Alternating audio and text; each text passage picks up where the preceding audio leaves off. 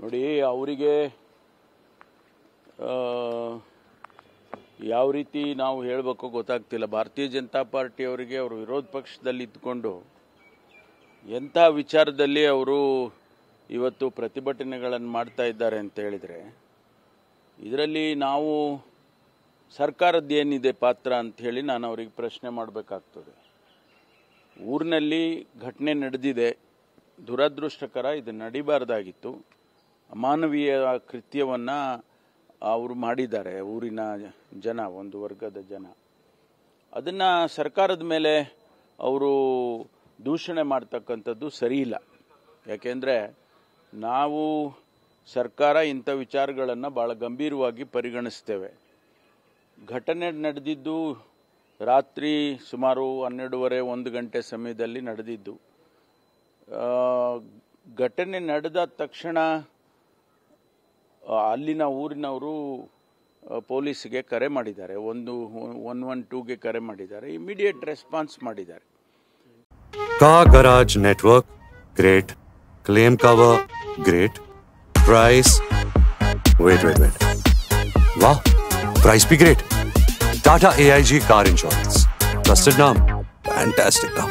ಪೊಲೀಸ್ನವರು ಇಮಿಡಿಯೇಟ್ ಆಗಿ ಹೋಗಿ ತಾಯಿ ಅಮ್ಮನಿಗೆ ಬಟ್ಟೆ ಕೊಟ್ಟು ಕಂಬದಲ್ಲಿ ಕಟ್ಟಿದ್ದನ್ನು ಬಿಡಿಸಿ ಕರ್ಕೊಂಡು ಬಂದು ಆಸ್ಪತ್ರೆಗೆ ಸೇರಿಸ್ಕೊಂಡು ಟ್ರೀಟ್ಮೆಂಟ್ ಕೊಡಿಸಿದ್ದಾರೆ.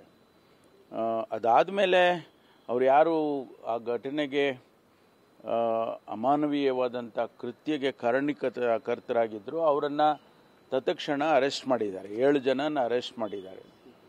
ನಂತರ ಈಗ ಇನ್ನೊಂದು 2 ಬಿಟ್ಟರೆ ಸಂಪೂರ್ಣವಾಗಿ ಎಲ್ಲರನ್ನೂ ಅರೆಸ್ಟ್ ಮಾಡಿದಾಗ ಆಗ್ತದೆ. ಅದರಲ್ಲಿ ಹೆಚ್ಚು ಹೆಣ್ಮಕ್ಳೇ ಇದ್ದಾರೆ, ಮಹಿಳೆಯರೇ ಇದ್ದಾರೆ. ಪೊಲೀಸ್ ಇಮಿಡಿಯೇಟಾಗಿ ಆ್ಯಕ್ಟ್ ಮಾಡಿದ್ದಾರೆ. ತಾವು ನೋಡಿದ್ರಿ, ನಿನ್ನೆ ಹೇಳಿಕೆ ಕೂಡ ಆ ತಾಯಿ ನಿನ್ನೆ ಹೇಳಿಕೆ ಕೊಟ್ಟಿದ್ದಾರೆ. ಪೊಲೀಸ್ನವ್ರು ಬರದೇ ಹೋಗಿದ್ರೆ ನನಗೆ ಇನ್ನೂ ಕೂಡ ಬೇರೆ ಬೇರೆ ರೀತಿಯಲ್ಲಿ ನನಗೆ ತೊಂದರೆ ಆಗ್ತಾ ಇತ್ತು ಅಂತ ಹೇಳಿ ಅವರೇ ಹೇಳಿಕೆ ಕೊಟ್ಟಿದ್ದಾರೆ. ಆನಂತರ ಬೆಳಿಗ್ಗೆ ನಾನು ಇಲ್ಲಿಂದ ಬೆಂಗಳೂರಿಂದ ಹೋಗಿ ಗೊತ್ತಾದ ತಕ್ಷಣ ನಾನು ಆಸ್ಪತ್ರೆಗೆ ಭೇಟಿ ಕೊಟ್ಟು ಆ ತಾಯಿಯನ್ನು ಮಾತನಾಡಿಸಿ ಧೈರ್ಯ ಹೇಳಿ, ನಾವೆಲ್ಲ ನಿಮ್ಮ ಜೊತೆಯಲ್ಲಿದ್ದೇವಮ್ಮ, ನೀವು ಧೈರ್ಯವಾಗಿರಿ ಅಂತೇಳಿ ಭಾಳ ಅವರು ಹೆದರಿ ಹೋಗಿದ್ರು.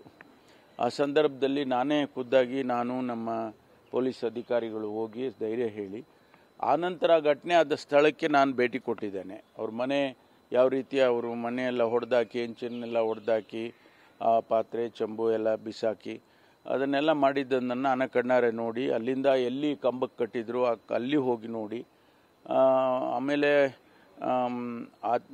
ಅಲ್ಲಿ ಅವರ ಕೆಲವರು ಸಂಬಂಧಿಕರಿದ್ದರು, ಅವರಿಗೆಲ್ಲರಿಗೂ ಧೈರ್ಯ ಹೇಳಿ ನಾನು ಬಂದಿದ್ದೇನೆ. ಬಂದಾದ ನಂತರ ನಾವು ತಕ್ಷಣ ಅವರಿಗೆ 5 ಲಕ್ಷ ರೂಪಾಯಿ ಪರಿಹಾರ ಕೊಡಬೇಕು ಅಂತ ಘೋಷಣೆ ಮಾಡಿ, ಆ ಆಸ್ಪತ್ರೆ ಖರ್ಚು ವೆಚ್ಚ ಯಾವುದಿದ್ರೂ ಕೂಡ ನಾವೇ ಭರಿಸ್ತೇವೆ ಅಂತ ಹೇಳಿ, ಆಮೇಲೆ ಅವರಿಬ್ಬರು ಏನು ಹುಡುಗ ಹುಡುಗಿ ಓಡೋಗಿದ್ರು ಅವ್ರನ್ನ ಟ್ರ್ಯಾಕ್ ಮಾಡಿ ಅವರು ಕಡೆಗೆ ಅವರೇ ವಾಲಂಟಿಯರಾಗಿ ಬಂದು ಕಮಿಷನರ್ ಹತ್ರ ಅವರು ಬಂದರು, ಕಮಿಷನರ್ ಆಫೀಸ್ಗೆ. ಅವರಿಗೆ ನಾವು ಯಾವ ರೀತಿ ರಕ್ಷಣೆ ಮಾಡಬೇಕು, ಯಾಕೆಂದರೆ ಮತ್ತೆ ತಿರ್ಗಿ ಏನಾದರೂ ಅವ್ರ ಮೇಲೆ ಗಲಾಟೆಗಳು ಮಾಡೋವಂಥ ಸಾಧ್ಯತೆ ಇರ್ತದೆ ಅಂಥೇಳಿ ನಮ್ಮವರು ಪೊಲೀಸ್ನವರು ಅವರಿಗೆ ರಕ್ಷಣೆ ಕೊಡುವಂಥ ಕೆಲಸವನ್ನು ಮಾಡಿದ್ದಾರೆ.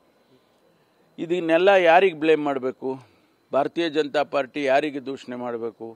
ಗೃಹ ಸಚಿವರು ರಾಜೀನಾಮೆ ಕೊಡಿ ಅಥವಾ ಸರ್ಕಾರ ಸರಿಯಾಗಿ ಇದನ್ನು ನಿಭಾಯಿಸಿಲ್ಲ ಅಂತ ಎಲ್ಲ ಹೇಳಿಕೊಂಡು ನ್ಯಾಷನಲ್ ವಿಮೆನ್ ಕಮಿಷನ್ ಅಧ್ಯಕ್ಷಿಣಿಯವರು ಮತ್ತು ಟ್ರೈಬಲ್ ಸಮಿತಿಯ ಅವರೆಲ್ಲ ಬರೋದಕ್ಕೆ ನಮ್ಮದೇನು ತಕರಾರಿಲ್ಲ, ಬರಲಿ. ಅವರು ಬಂದು ಯಾರನ್ನು ಬ್ಲೇಮ್ ಮಾಡೋದು?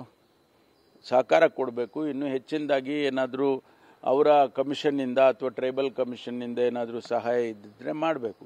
ಈಗ ನಾವು ಅವರಿಗೆ ತಾವು ನೋಡಿದ್ರಿ, ಇವತ್ತು 2 ಎಕರೆ ಭೂಮಿಯನ್ನು ಕೂಡ ಶೆಡ್ಯೂಲ್ ಟ್ರೈಬ್ ಇದರಲ್ಲಿ ಕಾರ್ಪೊರೇಷನ್ ಕಡೆಯಿಂದನೂ ಕೊಡೋದಕ್ಕೆ ಮತ್ತು ಅವರಿಗೆ 5 ಲಕ್ಷ ರೂಪಾಯಿ ಕೊಡೋದಕ್ಕೆ ಎಲ್ಲ ನಾವು ಪ್ರಕಟಣೆ ಮಾಡಿ ಈಗಾಗಲೇ ಅದು ನಡೀತಾ ಇದೆ.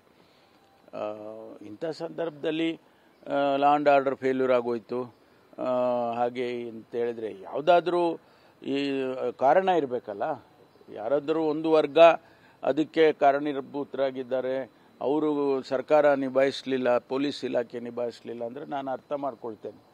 ಅದರಿಂದ ಇದು ರಾಜಕೀಯ ಕಾರಣಕ್ಕೆ ಇದನ್ನು ಇಷ್ಟು ದೊಡ್ಡ ಪ್ರಮಾಣದಲ್ಲಿ ಇಡೀ ರಾಜ್ಯದಲ್ಲಿ ಪ್ರತಿಭಟನೆ ಮಾಡೋಕ್ಕೆ ಹೋಗೋದು ಇದೆಲ್ಲ ಮಾಡ್ತಿದ್ದಾರೆ. ಮಾಡಲಿ, ಅವರು ವಿರೋಧ ಪಕ್ಷದಲ್ಲಿ ಇದ್ಕೊಂಡು ಅವ್ರು ಮಾಡಬಾರ್ದು ಅಂತ ನಾವು ಹೇಳಕ್ಕೆ ಬರೋದಿಲ್ಲ. ಆದರೆ ಒಂದು ರೀಸನಿಂಗ್ ಇರಬೇಕು, ಅದಕ್ಕೆ ಒಂದು ರೀಸನಿಂಗ್ ಇದ್ದರೆ ಒಳ್ಳೆಯದು.